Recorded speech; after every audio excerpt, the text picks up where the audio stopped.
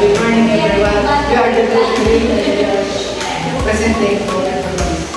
Tourism and hospitality. So number one, ang napili ko is distribution. So which is, nakapalaw ko naman ito.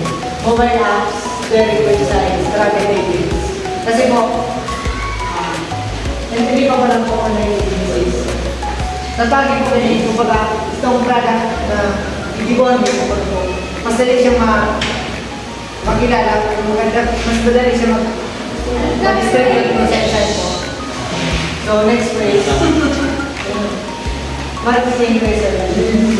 So sa bagay ko market research, mas madidevelop ako itong product or mas maangat ko itong product nyo by market research.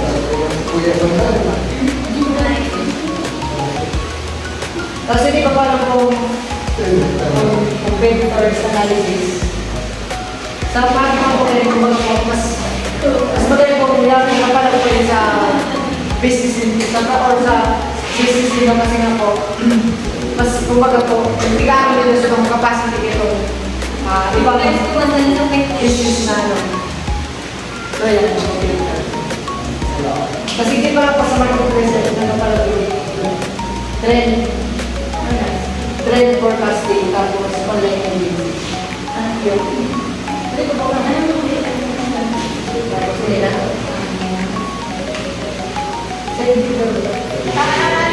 So, part ng tourism hospitality marketing ang promotion.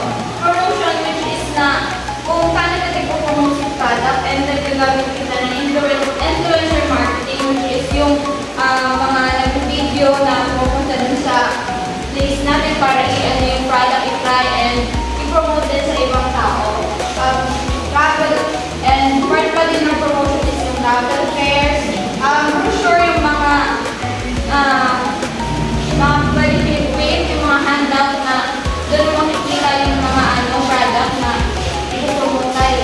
And using social media ads, doon nakakahingga din sa mga product na kasi halos lahat ng tao gumagamit na ng social media. Kaya mas madali din na nakikita yung mga product through social media ads. So part ng tourism marketing is product development, which is the cultural experience na product siya pero may ano ng culture dun sa lugar ninyo. And ecotourism, mga product din po na ginagamit. Pero merong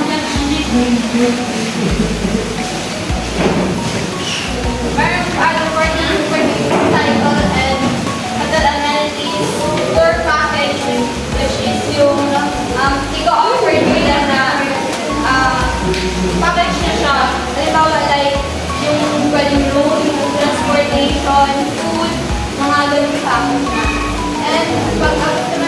And fourth pa din is yung pricing, personalized offers, seasonal discounts, package deals, yung mga nagbibigay din ng discounts, and customer relationship which is the feedback and review about naman sa product na